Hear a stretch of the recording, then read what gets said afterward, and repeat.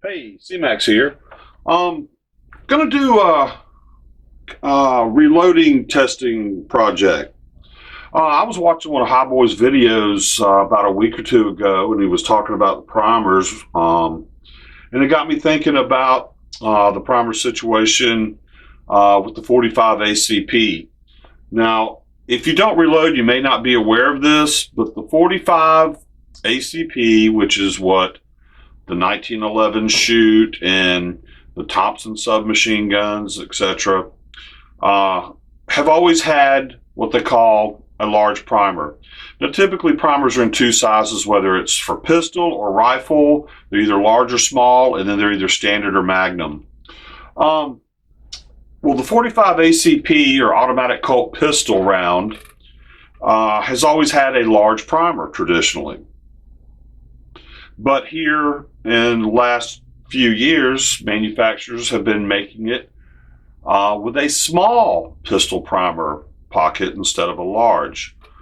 Well, I got to wondering about how, originally if they thought where all the other pistol rounds do a small, why did the 45 require a large pistol primer?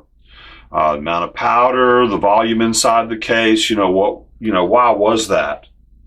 Read, kind of did a little bit of research. Now they're claiming that the new primers are better than the old ones, so that a small primer is more than sufficient for the 45 ACP cartridge.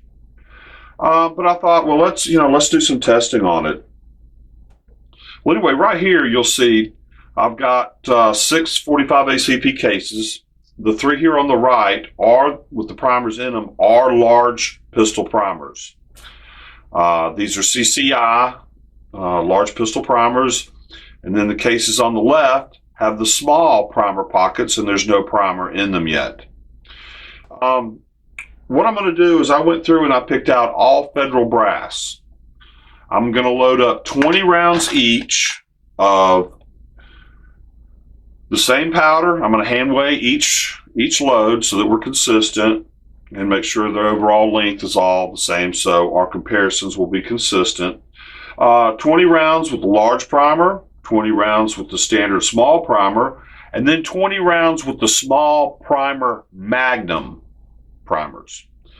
And then I'm going to take them to the range and we're going to chronograph them. I'm just going to shoot them out of the Glock 41, which has a 5.31 inch barrel. And then we'll look at the results and see what it tells us. I thought 20 round strings would give us a pretty good average. Now, personally, I hope that it comes out so even, or there's not much of a difference, because changing your priming systems over, even though it's not a huge deal, it's a pain in the butt. I just wish they were all small pistols so you could just buy one kind of primer and, for all your pistol stuff and go on, instead of, well, I've got to buy 1,000 of these and 1,000 of those. It just makes life easier when it's all the same component. But I thought this would be a good test. So what we're going to do is I'm going to load up 5.0 grains of red dot powder. And I'm going to load the 230 grain round nose extreme plated bullets. That's typically the powder and the bullets that I use in 99% of all the film that you've seen me shooting, or my reloads. It works good for me, and I've got a bunch of the powder because back when it was hard to get powder, I had run across some. It was a great price, and I bought a bunch of it. I did go through for our test, and it's all federal brass. The only real difference here is the small pistol magnum primers are Winchester instead of CCI. I don't have any CCI magnum small pistol primers, so that's just going to have to be good enough for our test. So stay tuned. I'll get those loaded up, and then we'll take the chronograph to the range and see what kind of numbers we get, and we'll come back and go over them.